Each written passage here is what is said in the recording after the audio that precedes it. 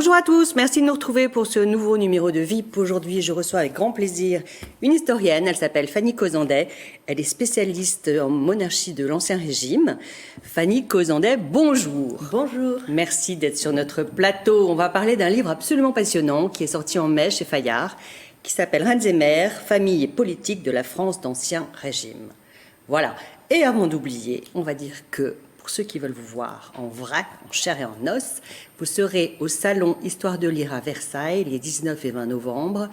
Ce salon se trouve à l'hôtel de ville, à la mairie. Voilà. C'est ça. C'est dit. Ça, c'est dit. Alors, donc vous êtes historienne. Vous travaillez actuellement comme directrice d'études à l'EHESS, École des hautes études sciences sociales. C'est ça, exactement. Et vous avez commis plusieurs ouvrages, à savoir déjà votre thèse, qui était La Reine de France, symbole et pouvoir, chez Gallimard, et après un autre ouvrage, Le rang, préséance et hiérarchie dans la France et Ancien Régime, Gallimard. Donc vraiment, c'est votre truc, quoi. Vous êtes à fond. Et heureusement, et grâce à ça, ce livre est vraiment passionnant. On découvre. Alors, comment dire, Reines et mères, quelle a été votre motivation première? Qu'est-ce que vous vous êtes dit? Alors, la question, c'était de savoir, finalement, quelle était la part de l'affection maternelle par rapport aux enfants et surtout la part des enjeux politiques qui sont derrière ça. Et ce qui m'intéressait, c'était de développer précisément les enjeux politiques qui déterminent pratiquement toutes les relations des mères, des reines avec leurs enfants et des rois. D'accord. Parce qu'on parle d'un petit microcosme finalement, tout petit, de personnes de sang bleu, de ce pays européen, qui sont tous plus ou moins cousins, et donc ils ont besoin de... Alors la femme en soi, on est tout en haut du pouvoir, hein, on parle des reines ou des princesses, d'accord? C'est ce dont vous parlez d'ailleurs, ça tombe bien. Elle a quoi? Elle a 3 fonctions en schématisant. Oui, alors, non, en fait, oui, c'est ça. Dans le cadre de la monarchie française, on attend d'elle qu'elle soit mère, c'est-à-dire voilà, qu'elle assure la continuité dynastique, qu'elle soit l'épouse royale et donc la représentation de la majesté dans les cérémonies monarchiques et même au quotidien à la cour, à la maison de la reine, etc. Et qu'elle assure aussi la stabilité politique dans les moments de régence, c'est-à-dire quand le roi succède et qu'il n'a pas l'âge d'assurer son pouvoir. Le pouvoir. D'accord. Donc là, on a l'exemple par exemple de Louis XV, tout simplement, qui a 4 ans et demi quand son arrière-grand-père meurt. Oui. Non, oui, pardon, Louis XV, il a 4 ans et demi quand... Oui, c'est ça. Quand son arrière-grand-père meurt. Et sa mère assure la régence. Et non, c'est le duc d'Orléans. Voilà, c'était un test. Mais vous suivez drôlement bien, Fanny Cozandet. Bon, allez, revenons à nos moutons. Donc, c'est l'affection, justement. Est-ce qu'il peut y en avoir? Parce que vous remettez bien les choses vraiment dans leur contexte, de la façon complètement concrète. Il se trouve que, déjà, il faut être enceinte tout de suite, le plus vite possible. On sait que les femmes peuvent mourir en couche très, très, très fréquemment. Les bébés peuvent mourir aussi très jeunes, même les enfants jusqu'à, 15 ans, ils restent fragiles. Et puis, dès que l'enfant naît, qu'est-ce qu'on fait? On l'enlève à sa mère. C'est ça. Il faut savoir ça. Alors, effectivement, dès la naissance, les enfants sont retirés à la mère. Pour plusieurs raisons. D'abord, pour des questions prophylactiques, c'est qu'on les éloigne de la cour où la presse, les conditions d'hygiène, etc. sont pas terribles pour les petits. Et en même temps, il peut y avoir 200 personnes lors de l'accouchement. Au moment de l'accouchement, oui. Mais juste après, on l'isole. On l'isole, quand même. En fait. Au moment de l'accouchement, il y a du monde, parce qu'il s'agit de montrer, en fait, que effectivement, c'est bien le fils de la reine, si j'ose dire, et qu'il n'y a pas substitution d'enfant. C'est toujours l'enjeu de la succession. Il faut des témoins oculaires. Il faut des témoins, exactement. Mais après, on le retire. Et on lui retire aussi parce que ça permet à la reine d'être à nouveau féconde beaucoup plus rapidement. Mais également pour des questions prophylactiques. Donc les enfants partent, si on prend Marie de Médicis, où c'est très bien informé, les enfants, au bout d'1 mois, elle les voit 1 fois par jour, à peu près le premier mois. Quand même. Puis après, oui, ou même pas. Et puis après, ils sont envoyés à Saint-Germain ou ailleurs d'ailleurs, mais dans des endroits où ils sont bien isolés. Et là, c'est les nourrices qui prennent la relève. Alors, ces fameuses nourrices, elles sont sélectionnées comment? Parce que c'est pas n'importe qui. Alors, là aussi, il y a toute une histoire. Les nourrices qui sont sélectionnées selon le rang social et les qualités physiques. Quand même. Donc, on a les deux ensemble. Et en plus, la question de la nourrice, c'est qu'il faut qu'elle ait le lait qui soit adapté à l'âge de l'enfant. Et ça, c'est pas toujours évident. Parce que le lait évolue en fonction de l'âge de l'enfant. Et c'est comme ça que Louis XIV, par exemple, parce qu'il y a un changement de nourrice trop fréquent après le dauphin, les enfants de Louis XIV, il en a quand même eu 6, il est resté que le dauphin, c'est-à-dire l'aîné, à cause de ça, parce qu'ils ont changé trop fréquemment d'une nourrice et qu'elle n'avait pas le lait qui correspondait. Adéquat. On vous dit un lait trop riche. Un lait trop riche. Peut-être c'est le début. On leur donne peut-être... Enfin, bon, bref. Mais eux, ils le savaient ou ils ne le savaient pas qu'il fallait faire attention à ça? Alors, ils le savaient, mais ils n'ont pas toujours les nourrices qu'il faut. Et puis, bon, c'est pas la seule raison pour laquelle les enfants sont morts. Mais c'est vrai que le changement de nourrice fréquent n'a pas aidé. Parce que les choix de nourrice sont aussi politiques. C'est pour ça que je dis on ne prend pas n'importe qui. Et que donc, en fait, il y avait des tensions à la cour pour placer telle ou telle épouse capable de nourrir l'enfant royal. Qui elle-même aura refourgué son nourrisson à une autre nourrice, qui l'aura aussi... Voilà, c'est un élevage intensif, si je peux me permettre. C'est un peu comme les élevages de chèvres. Hein. Il faut un bébé tous les ans pour pouvoir les traire toute l'année.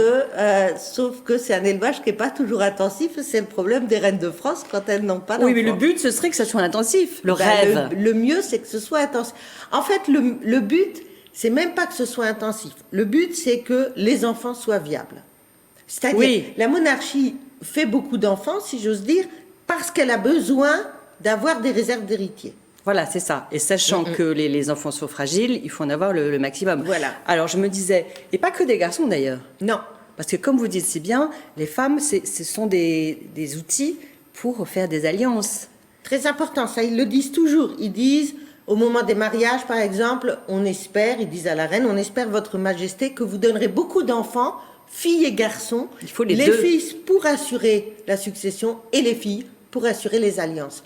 Et ça, les filles, c'est essentiel. Et d'ailleurs, on le voit bien parce que les reines conservent, quand les filles, elles sont mariées à 12, 14 ans, hein, souvent, elles partent à l'étranger à ce moment-là, puisqu'elles sont mariées à des rois étrangers. Mais les reines, comme Catherine de Médicis, elles suivent de très très près la grossesse, les accouchements de sa fille qui est devenue reine d'Espagne, ou de l'autre d'ailleurs qui est duchesse de Lorraine. Elle fait très attention à ça, parce que là aussi on retrouve la question politique, hein, c'est que du coup derrière il y a la procréation en Espagne d'héritiers qui fortifient la couronne ou pas, et la position de la reine en Espagne comme ailleurs. Voilà, et revenons à la dernière évoquée dans votre livre, à savoir Marie-Antoinette, qui quand même a sur le dos sa mère Marie-Thérèse d'Autriche, qui elle a eu 16 enfants. Alors elle dit, vous dites qu'elle dit, moi je ne fais pas de guerre, je fais des alliances, parce qu'elle marie ses enfants. Donc très bien, ça évite des guerres. Et elle harcèle un peu sa fille de courriers, elle est avide d'informations. Et du coup Marie-Antoinette est un peu traitée d'espionne autrichienne. Voilà, la difficulté pour une reine, tant qu'elle n'a pas d'enfants, c'est pour ça aussi que les enfants c'est vraiment politique, c'est que la difficulté qu'elle a, c'est tant qu'elle n'a pas d'enfants, on la soupçonne de ne pas être complètement française. Une fois qu'elle a des enfants, en fait, elle se consacre, enfin c'est l'idée au moins qu'on s'en fait, elle se consacre à l'intérêt de ses enfants, donc à l'intérêt de la dynastie qu'elle a épousée. Oui, je comprends. Elle est un peu louche, quoi. Et voilà, tant qu'elle n'en a pas, on la soupçonne de rester encore une étrangère. Et Marie-Antoinette... La pauvre, ça devait être atroce, ces 8 années. C'est vraiment le cas.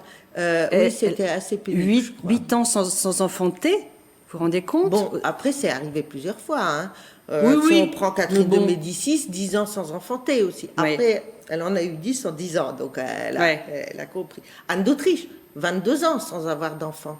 Et des enfants qui arrivent in extremis. Et puis, on a des reines qui n'en ont pas eu du tout, comme Louise de Lorraine, l'épouse de d'Henri III. Bon, bref, c'est pas des vies faciles, hein. Non. Et surtout, il n'y a pas d'affect. Enfin, on a l'impression que c'est normal. On se dit, tiens, elles sont dures, elles n'ont pas de cœur et tout. Mais pas du tout. Peut-être qu'elles se protègent aussi. n'est pas question de s'attacher, ou même une mère qui aurait des filles, elles savent que les filles vont partir.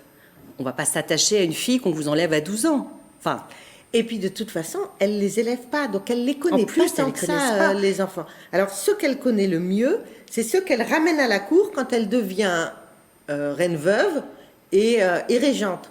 Ce que fait un peu Catherine de Médicis, parce qu'elle fait revenir ses filles à la cour, mais les filles repartent parce qu'elles sont mariées très jeunes.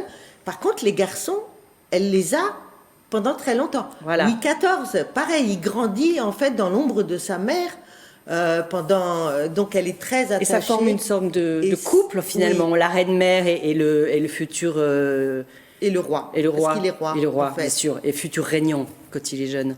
Et alors cette expression reine-mère, elle est restée. Oui, elle est restée. Oui, finalement, c'est la femme de pouvoir. C'est la femme de pouvoir au sein de la famille. Au sein de la famille, sur son fils. Sur son fils. Et donc sur les autres enfants. par sur les enfants. Concomitance. Et est-ce que vous ne croyez pas que la vie finalement de Madame Élisabeth, la sœur de Louis XVI, qui elle est restée célibataire, c'était pas ce qu'il y avait de mieux à faire à l'époque, à part qu'elle soit morte, la pauvre décapitée, mais par rapport à ce rang, elle a une vie tranquille par rapport à toutes ces femmes, non? C'est idiot ce que je dis? Non, elle n'a pas une vie tranquille parce qu'en fait, elle est aussi extrêmement contrainte par les règles de la cour. Elle n'avait pas un peu la paix? Personne n'a la paix dans la famille. C'est le principe. Enfin, en fait, personne n'a la paix dans des sociétés où la place est déterminée, oui, le rang doit être défendu, les enjeux de pouvoir sont permanents. Donc, c'est des sociétés... Tout n'est que tension et haine et violence. Tout est tension. Ouais. Mais tout n'est pas que haine et violence. Mais beaucoup. Mais c'est comme les milieux politiques actuels, c'est des tensions, mais il n'y a pas que ça aussi. Il n'y a pas d'enfants en jeu actuellement. Il n'y a pas d'enfants en jeu. Encore que le placement des héritiers, ça c'est autre chose. Oui. Mais il n'y a pas nécessairement d'enfants en jeu. Mais là, les enfants sont à la fois des enjeux et des éléments qui sont extérieurs au couple royal. Je comprends. Et c'est justement, alors vous allez dire que c'est ma petite chouchoute, mais Marie-Antoinette, c'est quand même elle qui a commencé un petit peu à se rebeller en exigeant d'allaiter son premier enfant, en ayant auprès d'elle ses enfants, ce qui ne se faisait pas, comme vous le disiez tout à l'heure. Ça a été un peu l'amorce d'une nouvelle façon d'être pour ces familles royales, non? C'est aussi l'évolution du XVIIIe. Voilà. L'évolution du XVIIIe, il faut le voir déjà avec Marie Leczinska, l'épouse de Louis XV. En fait, elle demande à avoir un appartement privé, à garder ses enfants auprès d'elle. Elle se rebelle un peu quand Louis XV décide d'envoyer les filles au couvent, même les toutes petites. Elle dit j'en garde certaines. Elle dit j'en garde certaines.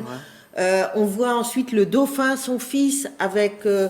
sa seconde épouse qui reste à la maison, qui s'occupe des enfants, etc. Donc ça commence à bouger tout doucement. Voilà, ça bouge. Et Marie-Antoinette, là-dedans, elle valorise la maternité, qui en plus, dans son cas, est triomphante parce qu'elle arrive tard. 8 ans plus tard. Ouais, voilà. Ouais. Fanny Canzondet, on pourrait dire encore plein de choses parce que ce sujet est absolument passionnant. Donc j'encourage tout le monde à lire ce livre. On apprend vraiment... c'est l'histoire des femmes aussi, quelque part. Et on vous retrouve au Salon du Livre. Et merci, à très bientôt, j'espère, pour un autre ouvrage. Au revoir à tous. Merci. Merci de nous avoir suivis pour ce VIP. À bientôt.